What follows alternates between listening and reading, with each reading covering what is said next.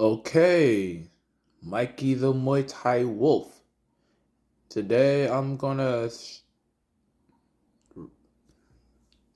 give my thoughts on Taekwondo. Get destroyed. Does Taekwondo work? If a person relies on Taekwondo as their only style, they will lose to someone who knows how to throw a punch. This is true even for high-level Taekwondo competitors. Throughout history, this fact has played out many times, particularly for Olympic-style Taekwondo athletes.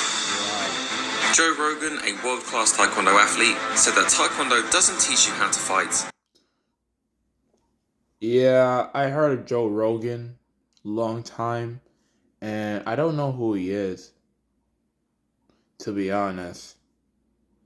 I don't know the history that he learned BJJ and Taekwondo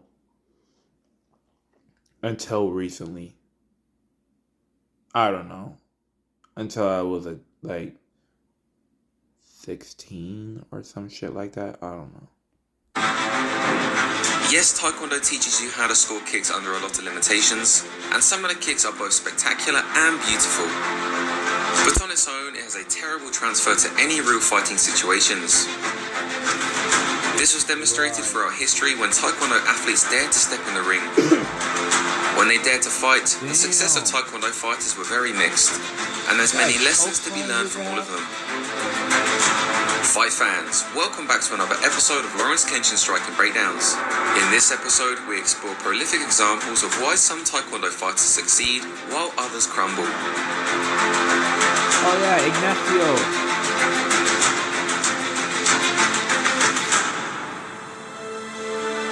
Bruce Lee once said that someone who has been training boxing and wrestling for 1 year can beat up someone that has been training martial arts his entire life. Wait, Bruce Lee said that? Oh shit. This is certainly true against Taekwondo athletes. The 4 pillars of MMA, boxing, Brazilian Jiu-Jitsu, Muay Thai and wrestling, are all likely to dominate a lifelong traditional martial arts such as Kung Fu, Karate and Taekwondo. Look throughout YouTube and you'll find a ton of examples. Oh yeah, I know that Kung Fu fighter gets destroyed due to this one guy, Xu Xiaodong. And Xu Xiaodong got under China's skin. So they tried, oh my god. They deleted his account and made him apologize, and his credit score was low. To be honest, Xu Xiaodong didn't know that credit score exists in China. I didn't know either. Some Taekwondo fighters. Sorry, my stepmom's mother is sleeping, so I had to keep it low. Never rose to the top was simply because they were incapable of doing so. Even athletes of the non-Olympic style of Taekwondo, the ITF style, which allows face punches, had a hard time fighting B-class kickboxers.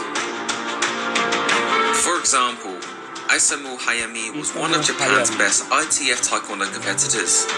But when he fought Takayuki Morosaki, Isamu got demolished as soon as the opponent landed something. Yeah. Ito hands. In the beginning of the fight, he was able to manage the distance well and score better than his opponent. Taekwondo is excellent for distance management and scoring. But because they never train how to take a hit, they have a false sense of security when fighting. This makes them unprepared to take a hit, and when they finally get hit, they crumble. Notice how scared Isamu became as soon as he got hit well once. As soon as Isamu got hit, he got rocked and started running. And that was already the beginning of the end. Damn, bro. Countless fights have gone like this in different variations. Damn. They're cool of managing to oh yeah, Lawrence said that. But why Taekwondo fighters didn't know how to take a hit? Oh my god. What I've learned that Taekwondo fighters are not conditioned to receive a strike or take it properly. Compare just like Muay Thai fighters. Okay, like Changpa, Yetsungre, and Shin Ushikoshi is one of those examples. So, wait for this. Joe Rogan said that as a national Taekwondo champion, he had a crazy distortion of thinking he knew how to throw a punch before doing kickboxing and boxing. Rogan was amongst the best in the United States for Taekwondo, but when he did kickboxing with regular strikers, they were able to easily defeat him. No, I just like doing boxing and Muay Thai. And I like try to mix things up with boxing movement and like Muay Thai strikes. That's what I like to do. But let me say this. Joe Rogan is like my favorite.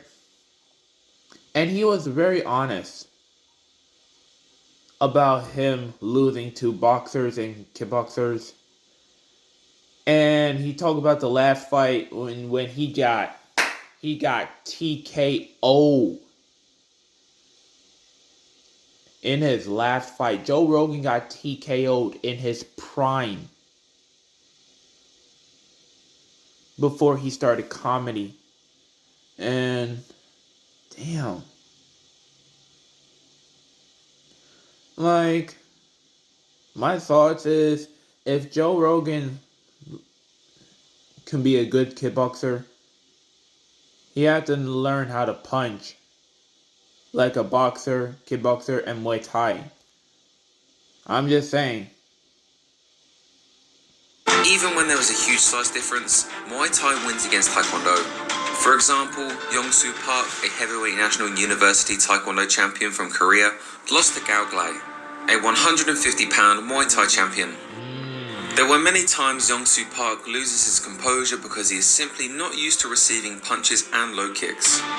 But when the weight class is similar, the disparity gets even more obvious. In a historic match, Shin Ushikoshi fought the Muay Thai legend Changpa Gyatsornre, and he got sent flying as soon as the fight began. Ushikoshi initially bounced back up with some bravado, but he was in for a rude awakening. Seconds later, he would attempt a failed spinning back kick, and as soon as Changpa started kicking back, Ushikoshi's face changed. Ushikoshi's lack of full power kicking depth was apparent when he fell to the ground as he was kicking. His technique is flawed, baby. Then throughout the fight, it was Changpa hunting him down repeatedly with kicks. This fight is meaningful because the rules did not even allow punches. It was essentially a kicking contest. And because there's no punching in the kicking contest, yes, it's obviously enough the rules favor the Taekwondo champion. But it doesn't matter if the kick was faster, but the problem is if it don't got power, the Muay Thai fighter won't respect it straight up. It didn't matter that the Taekwondo fighter was faster. If the strike has no power, a Muay Thai fighter will simply not respect it.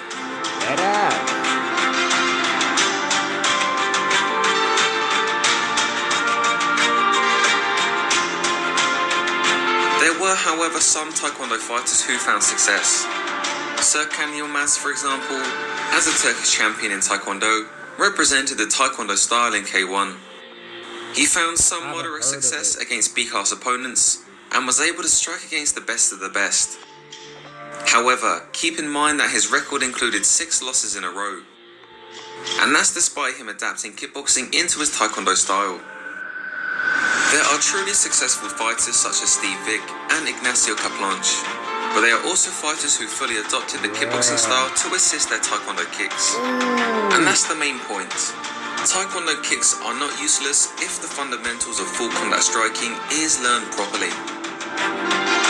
In fact, Taekwondo has many I heard of like the guy like Rick Roufus who resembles the American kickboxing, using Shotokan karate. Wait, is it karate, boxing, and Taekwondo? Was very poppin'. Like Muay Thai is very unknown in the West until November 8th, 1988.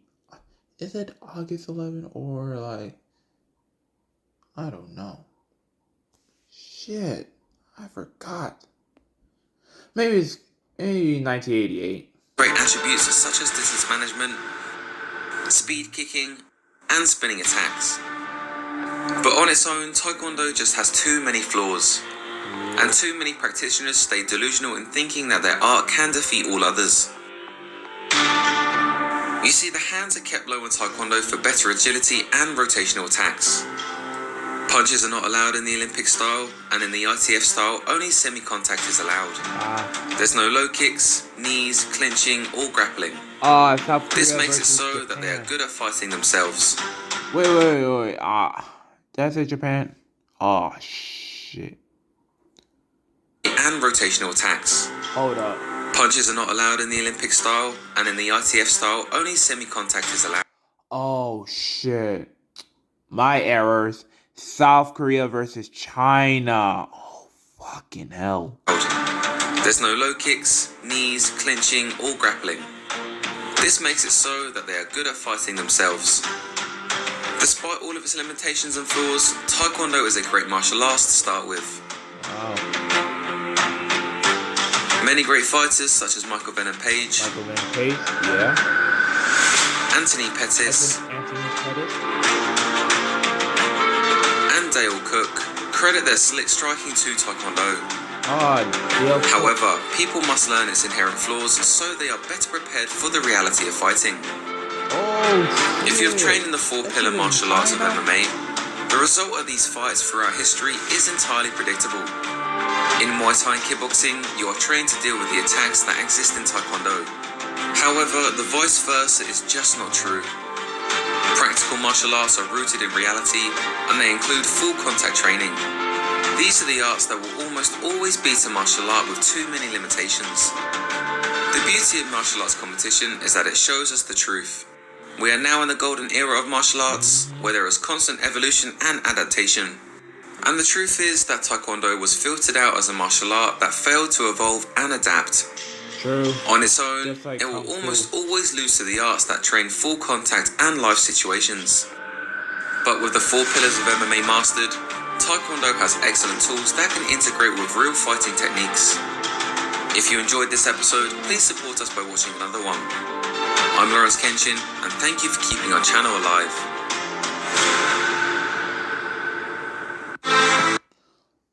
Also, shout out to Lawrence Kenshin Striking Breakdown. I put the link in the description. So, hope you enjoy.